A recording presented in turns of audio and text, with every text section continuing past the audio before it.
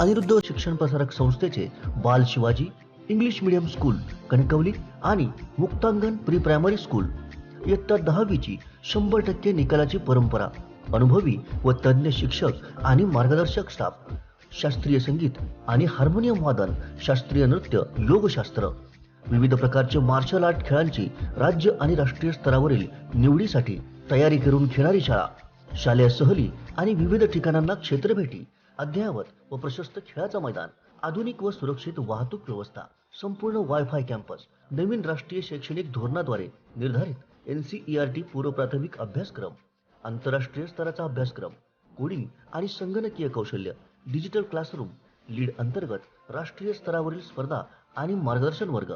आजच प्रवेश घ्या. प्रवेशासाठी संपर्क अनिरुद्ध शिक्षण प्रसारक संस्थेचं बाल Shivaji English medium school Kankavli आणि मुक्तांगण प्री प्रायमरी स्कूल, अप्रतिम नगर, सापळेबाग, जानवली, कणकवली.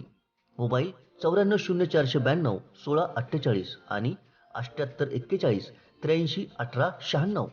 सिंधुदुर्गात अनेक ठिकाणी पाण्याची गंभीर स्थिती निर्माण झाली आहे. कणकवली शहरात एक दिवसाआड पाणी पुरवठा केला जातोय. काही भागात तर 3 दिवस पाणी पोहोचलंच नव्हतं. पाणी पुरवठा होत नसल्यामुळे पाणी विकत घेण्याची वेळ आली आहे. त्यामुळे नागरिकांचे हाल झालेत. नेमकी कणकवलीत काय परिस्थिती आहे याचा आढावा घेतलाय आमचे कणकवली करेस्पॉन्डंट उमेश बुचडे यांनी. कणकवलीत पाणी समस्या गंभीर, पाणी विकत घेण्याची वेळ, पाण्याच्या स्रोतांनी गाठलाय तड.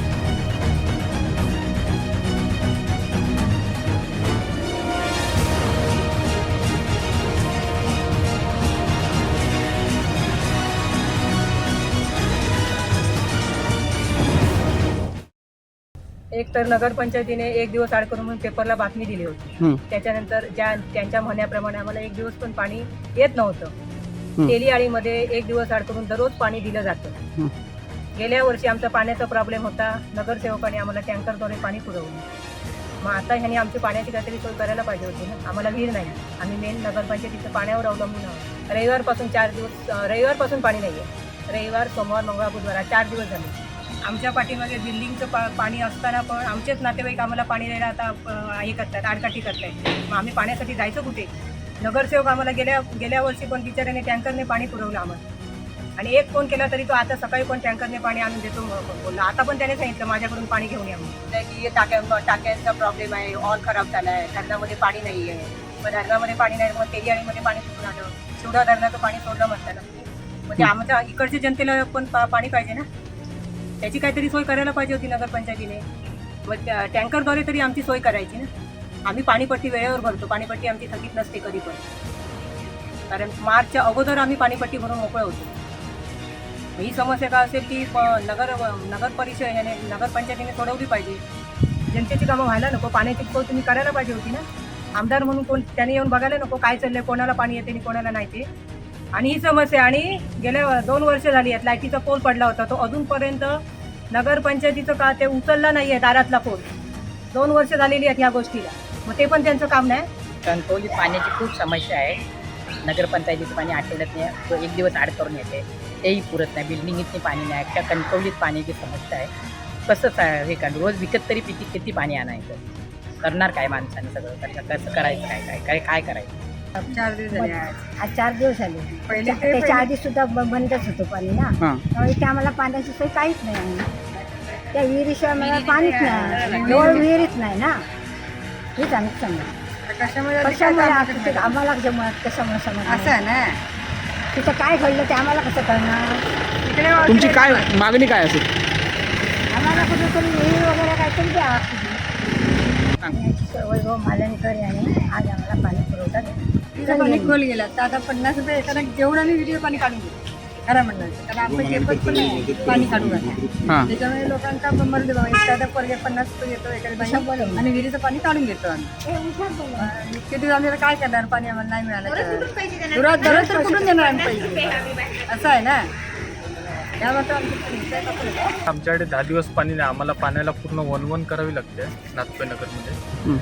आणि आम्ही आता पाणी आणायला हे सगळं आम्ही आता नदीवर पाणी आणतो. पाण्याची आता सध्या मोठी पंचायत अशी झालेली आहे. आज कमीत कमी जवळजवळ 8 दिवस जवळजवळ 10 दिवस पाणी नाही आहे. आणि पाण्याचे टँकर वगैरे योगेश एकदा टँकर घेऊन आला होता. त्या टँकरमध्ये पाईप लहान होता, त्याच्यामुळे काही लोकांका टाकीपर्यंत पोचले जात नव्हतं. तर योगेशने आपली मेहनत केली. आम्ही त्यांना सांगितलं की बुवा असा पाईप जर असेल तर या पाईपवर आणायची काय गरज नाही. टँकर पाईप जर मोठा असेल तर ठीक आहे, कारण एक 50 फुटापर्यंत 10 फुटा 20 फुटापर्यंत ते कॅन बिन ठेवले तर भरले जातात. किती दिवस पाणी नाही आहे काय सांग? आज जवळजवळ 8 दिवस पाणी नाही आहे. समजा आज पाणी मुळीच नाही आहे. तेव्हा मला एकच म्हणायचं आहे, प्रशासक यांनी किंवा तहसीलदार किंवा कलेक्टर यांनी टँकरने आम्हाला पाणी पुरवावं. नसेल तर नगरपंचायतीवाल्याने आम्हाला सांगावं की आमच्याकडून काही कुठली गोष्ट घडत नाही आहे. समजलात काय? नगरपंचायतीवाल्यांनी आम्हाला सांगायचं इथे येऊन की बाबा आमच्याकडे पाणी नाही आहे आणि पाण्याची सगळी टंचाई आहे. यांनी चुकवलं आहे काय की बंधारा जो घालायला पाहिजे होता डिसेंबरमध्ये किंवा नोव्हेंबरमध्ये, तो बंधारा घातला गेला नाही आणि दोन्ही ठिकाणचे बंधारे वाहून पाणी वाहत गेला. त्याच्यामुळे नदी सुकी पडलेली आहे, कोरडी पडलेली आहे. त्याच्यामुळे विहिरीनं कोरडपणा आलेला आहे आणि त्यामुळे आम्हाला पाण्याचा त्रास होतो आहे. आज आमच्याकडे लहान मुलं आहेत, त्यांना आज पाणी बाहेर आम्ही कुठला तरी टँकरच्या याने प्यायला घालतो, काय घालतो. उद्या आजारी पडली किंवा काय झालं तर त्याला जबाबदार कोण? त्याला जबाबदार नगरपंचायत राहणार की तहसीलदार राहणार की कलेक्टर राहणार? हे आम्हाला त्यांनी समंजसपणाने सांगावं आणि आम्हाला निवारण त्याचा करून द्यावं आणि आम्हाला जास्तीत जास्त त्यांची मेहनत आमका ह्यापर्यंत पोचवावी अशी आमची विनंती आहे त्यांना. कष्ट काढतो आहे. पाण्याची आमच्या सगळी इतकी टंचाई झालेली आहे. आम्हाला सगळं अन्न खायची सुद्धा पंचायती झालेली आहे. आंघोळ ही नाहीच, पण अन्न खायची सुद्धा टंचाई झालेली आहे त्या पाण्यामुळे. जर तुमच्याकडे टँकर नसतील किंवा काय नसतील तर आम्हाला स्पष्ट सांगावं की आमच्याकडून कोणत्याही प्रकारचं तुम्हाला सहकार्य होणार नाही.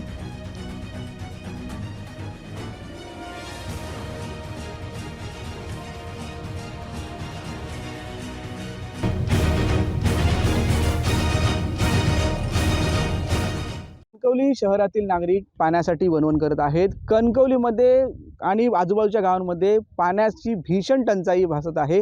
कारण कणकवलीसह आजूबाजूची गावं आहेत, म्हणजे हरकुळ असेल, कणकवली शहर असेल, हळवल असेल, वागदे असेल, कलमट असेल, त्यानंतर आशी असेल, येथे जी नदी जे पाणी जातं ती आहे ही गड नदी. आणि ह्या गड नदीच्या आपण केटी बंधाऱ्यावर आहोत. या बंधाऱ्या जी नदी आहे याच्यावर टोटल 11 केटी बंधारे आहेत. 11 ते 14 या दरम्यान केटी बंधारे आहेत.